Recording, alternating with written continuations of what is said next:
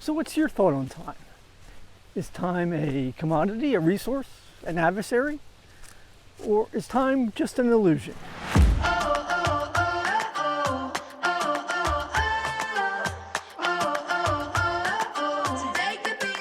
Hi, my wandering and pondering friends, Bill here. So we've talked about time in the past, but two recent things made me want to talk about it a little bit more. The first is a book called 4,000 Weeks, Time Management for Mortals by Oliver Burkeman. Now the title 4,000 Weeks comes from, on average, that's how many weeks we have in a human life. The other thing was a discussion on a forum called Reddit about retirement that brought up something I hadn't really considered before that I wanted to share with you all today. So I asked in the start of the video, is time a commodity or a resource or adversary? And those things make you think of time as a thing. And the book 4,000 Weeks talks about how that's not really the case, right? Those all imply if time was a resource or a commodity, we could buy time or store it up or trade it. And it doesn't work exactly that way.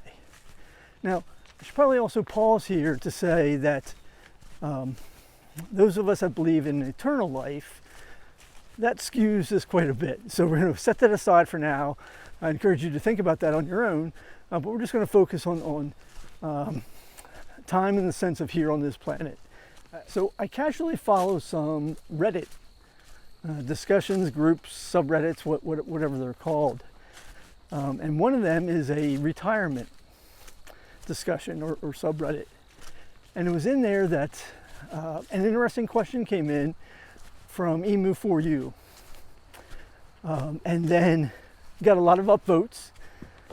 And then an answer that also got a lot of upvotes from McNuckle Brewery, which you got to just love the name to start with.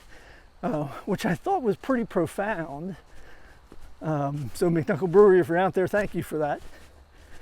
And so looking at that, the original question was, I thought this would be a big chance to get some projects done and enjoy my hobbies, but I am getting absolutely nothing accomplished. I don't feel useful or productive like I did at work. I know that I'm supposed to enjoy myself and do whatever I want, but that isn't working out. So that was interesting. It was somebody who was feeling tired or emotional from this idea of they didn't feel productive like they did when they were working and thought they'd be even more productive with more time in retirement. And so McNuckle Brewery's answer to that or comment starts out with, maybe this isn't such a big epiphany, but I realize that contrast is really important. It's truly harder to appreciate freedom when it's the steady state. And this is important. The discussion goes on to talk about how when we're working, in a sense, we're working towards having some time off to enjoy it. And so sort of this combination of work and reward from that. And how that is so different in retirement. It's sort of like, winning the time lottery and you suddenly have all this time, and it in one sense doesn't mean as much anymore. And so I just found that to be very interesting because you often hear retirement discussions talk about the idea that you have to have things to do in retirement, you have to stay busy, but nobody really talks about this whole concept of psychologically and neurologically what that means and how the whole work reward cycle is kind of broken from all that. And so I think that's important. There's I gotta believe certain psychological and neurological aspects of that that we just don't think about, and those things are going to affect people differently, partly depending on how excited one gets about those that work and reward. And so keeping that in mind, I think, is very important. So back to the book. We talked about, is time an illusion? Well, it's not, but the Berkman's assertion would be that the idea that we can control or master time, that is the illusion. And the sooner that we accept our finitude or finitude, however you pronounce it, the idea that we can't control time, the better off we are. Burkeman will assert that this idea that we can control it, that illusion sort of makes us a slave to the idea, right? And we keep searching for better ways to be more efficient and to control time, and that robs us from the actual freedom of using our time as we see fit. He'll comment on, a lot of times we're so busy that we try to find some management technique to deal with how busy we are, and in the process all we do is end up being busier.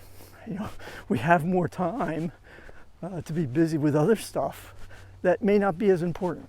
We're spending all this time trying to be more efficient as opposed to just living. And again, that freedom, once we accept the finitude of life here. So Burkeman also points out that even though in today's age we have all sorts of ways of saving time, so many different tools and technology, and you would think that with all that, we would have so much free time and time available to deal with the unexpected. And yet, it seems like we're less patient than ever. That when these interruptions in our life come up, even though we should have the time to deal with them, we get upset with it and have trouble dealing with that. I'm reading that section of the book, and it turns out I was having problems with my modem, and so had to go back to the Spectrum store, and I haven't been to in like a decade or so, and had a pretty long wait there just to exchange a modem, and so had to learn patience in that. Another thing that Burkeman talks about in his book is this idea that sometimes taking the easier, the more efficient way out robs us a little bit. And I say, talking about the hard way as I'm going uphill here, but the idea that sometimes taking the hard way is part of our humanity, or part of the worth in things. I think about woodworkers. To me, there's just something different about the craftsmanship of someone who only uses hand tools in his woodwork. Not mocking people that use all sorts of equipment. I know I do, because it allows me to do things I couldn't do otherwise. But there's still something about the person that can do things with a wood scraper and a plane and knives and things like that, and hand saws, that make it kind of special, a lot more treasured.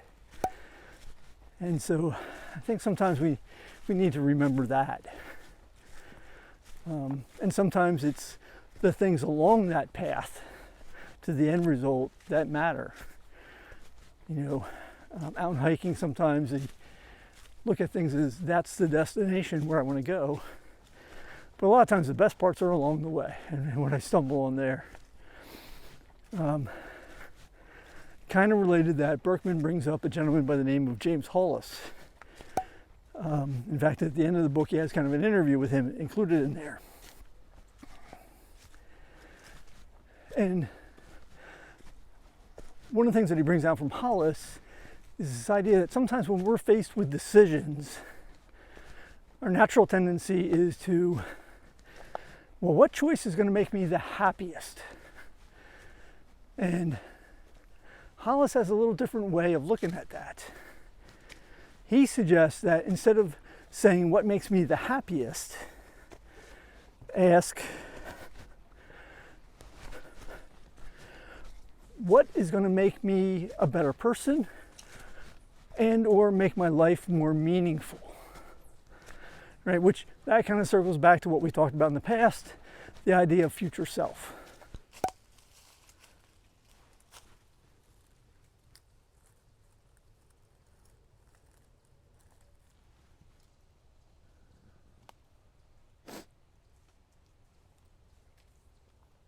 So some of you may have caught on as to where I'm at today. I'm at Binghamton University Nature Preserve. Yeah, that's right, a university with a nature preserve, and it's not a small one. Glenn, maybe you can put up some numbers for our friends here. But it's a great place, a good variety of trails. There's some fairly flat ones that circle around the wetlands where I was earlier, no emphasis on wetlands. And then on the back side